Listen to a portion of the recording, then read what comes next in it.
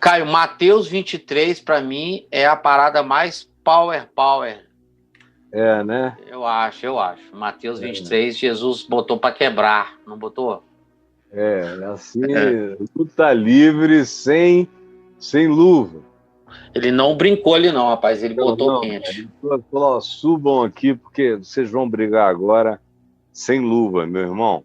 Cai pra dentro que eu tô te esperando. Deixa eu fazer uma pergunta, assim, você acha que essa passagem de Mateus 23 foi uma coisa assim, que Jesus, não essas do camelo, mas todo, Mateus 23 todo, você não acha que foi assim um dos que mais irritou o status quo assim, da igreja da época? Eu falei rapidamente, passando sobre isso na introdução, que foi isso aqui mais a ressurreição de Lázaro. Isso aí foi... Falou, agora não dá mais. Agora, se a gente não matar esse cara, o mundo inteiro vai prestar atenção nele. Vamos acabar com ele antes que a Terra saiba. Eu acho também. O pessoal não saiu, não conseguiu engolir esse camelo aí, não. Jesus era um camelo inengolível. Não conseguiram engolir. O camelo era Jesus, meu irmão. Entalou os caras. Vou mostrar para vocês o que é camelo.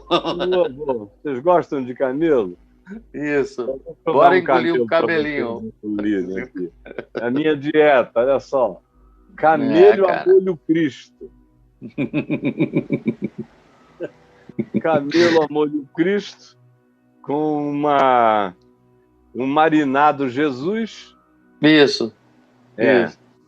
E para vocês aproveitarem gostoso, ou então tem a alternativa de me levarem para a cruz. Mas esse aqui é o camelo, engulam. Vocês gostam de camelo? Então, cara, deixa eu falar uma verdade camelau para você. Camelau.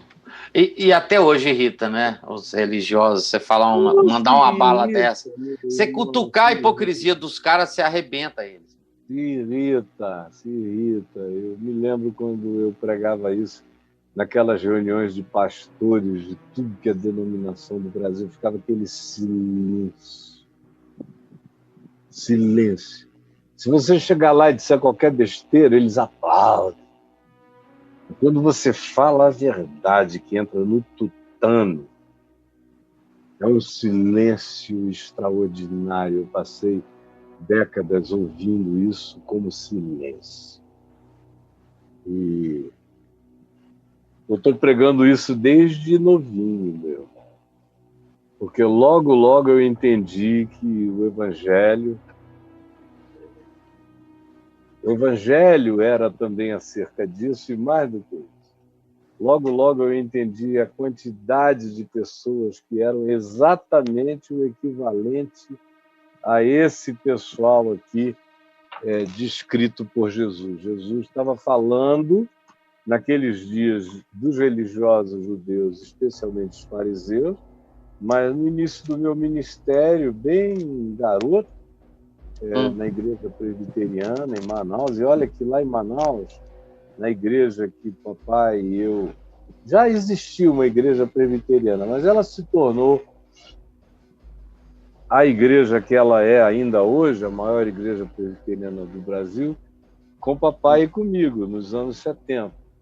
Ela cresceu, explodiu, marcou a cidade e o país inteiro, porque eu já nem conseguia mais ficar lá, por isso é que eu tive que me mudar para o Rio, porque a quantidade de convites e de perplexidades, não da igreja presbiteriana exclusivamente, mas de todas as igrejas do país inteiro, era enorme.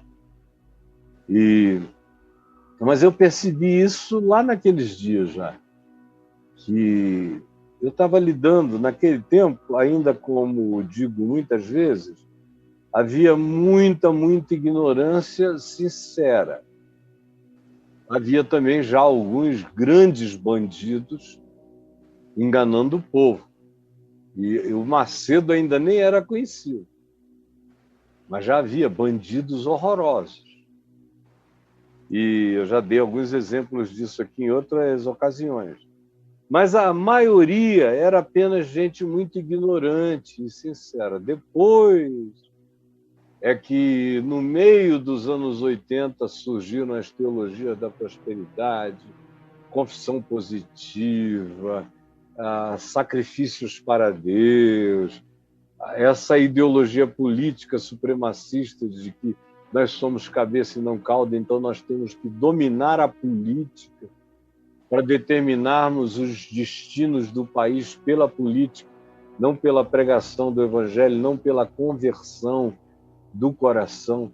Aí eles passaram a querer evangélicos na política e não mais... eles passaram a querer políticos evangélicos e não mais evangélicos presentes na política como sal, como luz. Inverteu o significado, aí surgiu bancada da Bíblia, que naquele tempo era chamada de bancada evangélica.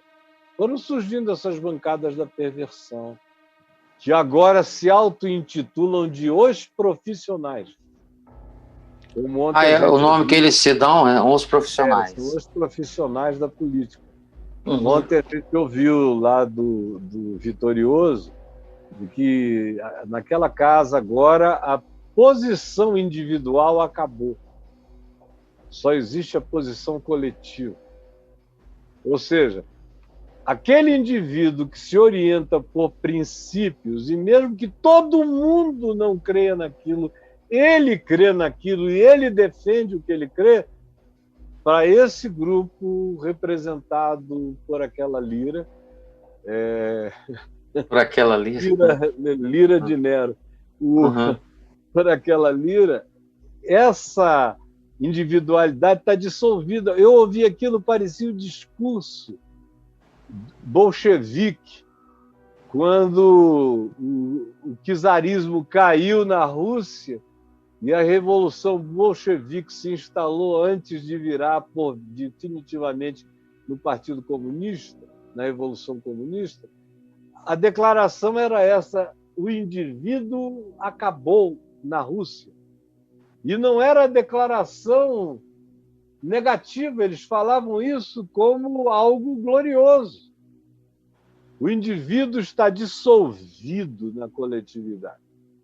E agora aqui no Centrão também, o indivíduo está dissolvido na coletividade. São os profissionais, são os que votam exclusivamente segundo a média ponderada e segundo a chance de ganhar.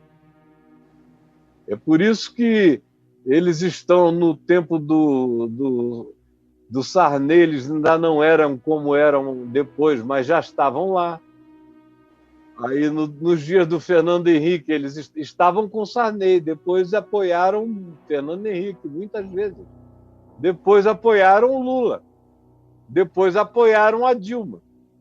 Depois apoiaram o Temer. E agora apoiam o atual presidente, cujo nome é imencionável, para que a gente não seja apedrejável. Então, mas eles são os profissionais por causa disso. Passa o céu e passa a terra, diz o Centrão, nós, porém, não passaremos. Nossa coalizão não se passará, não passará. Não passará. Nós somos de uma alquimia indestrutível. A gente está com quem tá. Jesus diz, é verdade, porque foi essa alquimia indestrutível que me levou à cruz. Você veja que lá no Sinédrio tinha gente que era a favor de Jesus, mas a voz do indivíduo não foi ouvida no Sinédrio. Não passou. Tinha Nicodemos, tinha José de Arimateia, quem sabe outros mais. Mas calaram. Tomaram atitudes pessoais depois, vamos me emprestar pumba, carregar para lá e tal. Mas peitar? Não. Peitar, não. E tem um texto meu aí no portal que fala sobre a diferença entre o seguidor de Jesus e o discípulo oculto. Vamos ver aqui. Seguidor de Jesus e o discípulo oculto. pode botar assim, seguidor de Jesus e discípulo oculto que você acha. Dá uma olhada aí, todos deem uma olhada. Espera aí.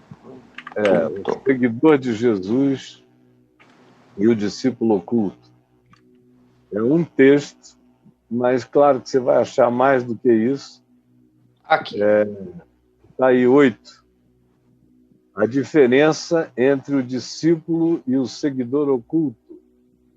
Judas como guia para a morte. Fantasmas de uma traição, a Assembleia de Deus repudia modismos de Boston, sobre outra história.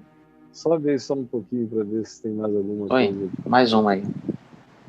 Que dê para ver. Como é olhar até a Bíblia com os olhos do Evangelho, São Jesus a chave hermenêutica, pecados sazonais, o fim da ditadura cristã está próximo, como o caminho do Evangelho virou o cristianismo. É isso aí. Então, tem coisa interessante. Desculpa, gente, a falta de falsa modéstia, porque eu espero com você. Está cheio de coisa maravilhosa nesse portal. É isso aí. E é um testemunho que eu tenho ouvido nos últimos 20 anos de milhares e milhares e milhares. Eu nunca ouvi alguém chegar, nem os meus inimigos, dizerem o contrário. Eles podem não gostar, eles podem dizer o que você ensina faz mal aos meus negócios. Mas eles sabem que é maravilhoso. E isso faz o juízo crescer muito mais na cabeça de quem sabe e continua agindo contra a verdade. Um dia ela volta-se sobre você.